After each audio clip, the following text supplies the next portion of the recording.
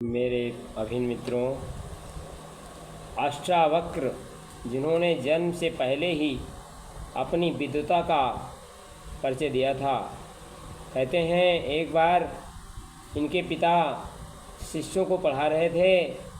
माता जी भी पास बैठी थीं। पिताजी के मुख से कुछ अशुद्ध शब्द निकल गए तो ये गर्व से ही बोल पड़े, आप अशुद्ध बोल रहे हैं। उस सूत्र में 8 गलतियाँ थीं। अतः ऋषि अपने पुत्र की विद्वता पर तो प्रसन्न हुए, पर अभद्रता पर क्रोधित हो गए।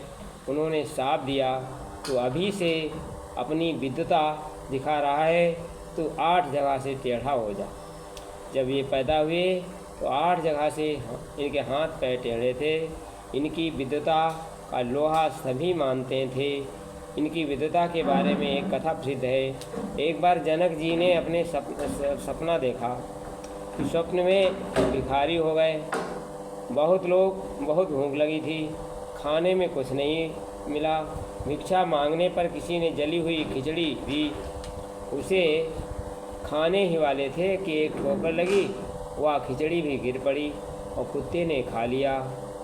आँख खुल गई तो बड़े दुखी हुए। उन्होंने सभी पंडितों को बुलाया और इसका मर्म जानना चाहा। राजा ने सभी पंडितों को बुलाकर ये प्रश्न किया, लेकिन कोई पंडित इस समस्या का हल नहीं कर सका। अंत में अष्टावक्र जी वहाँ आए। उन्होंने राजा से कहा, राजा के प्रश्न को उन्होंने समझा। अंत में अष्टावक्र जी ने कहा, हे राजन, न यह सच है न वह सच है। सत्य तो एक केवल ब्रह्म है, यह जगत मिथ्या है। यह सुनकर राजा ने उन्हें सम्मानित किया और पंडित आश्चर्यचकित हो गए। उनकी समझ में नहीं आ रहा था क्या उत्तर की बात तो क्या। अतः उन्होंने अनुरोध किया, इस कथन का रहस्य हमें भी समझाइए। यह सुनकर अष्टावक्र ने कहा, पहले राजा के स्वप्न को बताया। उन्होंने कहा, वास्तव में न ये भिखारी है और न राजा है, ये तो माया के विविध रूप हैं। सत्य केवल यह है, आत्मा ब्रह्म का अंश है, वह न राजा है न भिखारी है। अतः उसी ब्रह्म ज्ञान की प्राप्त होने का संशय से छुटकारा मिलता है। ऐसे ब्रह्मज्ञानी अष्टावक्र से ने कहा, हे मानव, हे मनुष्यों, हिमालय हमारा पिता है और हमारे ऋषियों ने हिमगिरी की कंदराओं में प्रकृति की गोद में बैठकर दिव्य ज्ञान प्राप्त किया था।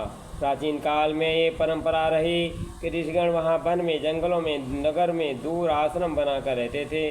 वहीं पर कुंभ मेला आज पर्वों ऋषियों का समागम होता था। यहाँ विचार मंथन चलता था, सदग्रहण ग्रस्त पहुँचते थे। आज भी तीर्थ 6 स्थान मिलते हैं जहाँ आज भी गंगा नहाने और मंदिरों के दर्शन भक्तजन जाते हैं और मेले लगते हैं।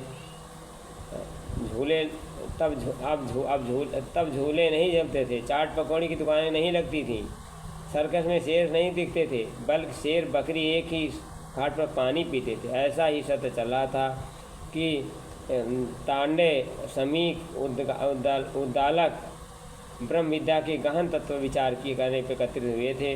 उन्होंने एक कथा सुनाई। गौतम बुद्ध को वट वृक्ष के नीचे ज्ञान प्राप्त हुआ था। सुखदेव जी ने वट वृक्ष के नीचे बैठकर राजा परीक्षित को कथा सुनाई थी।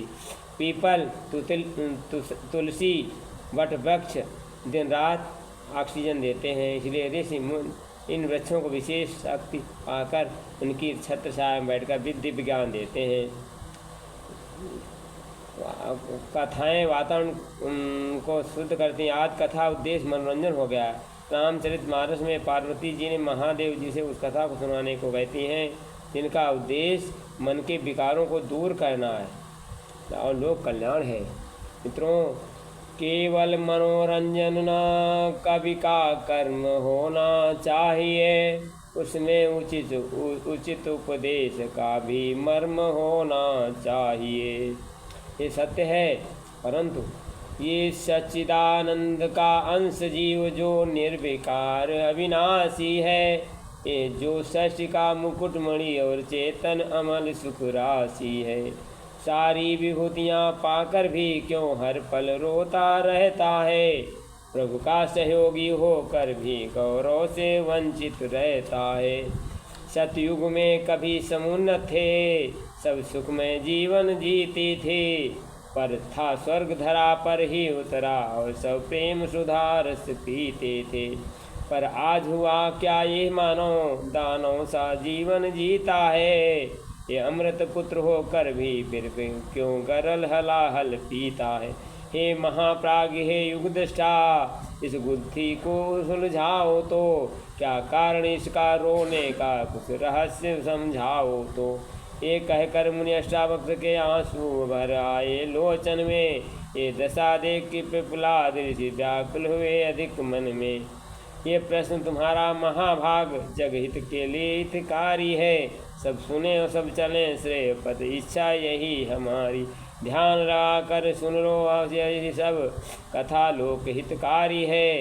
इस भवसागर तरने का जलयान यही सुख का, भटक रहा क्यों आदमी, सुन लो धर कर ध्यान, धर्म कर्म में भूल कर बैठा है नादान। धन्यवाद।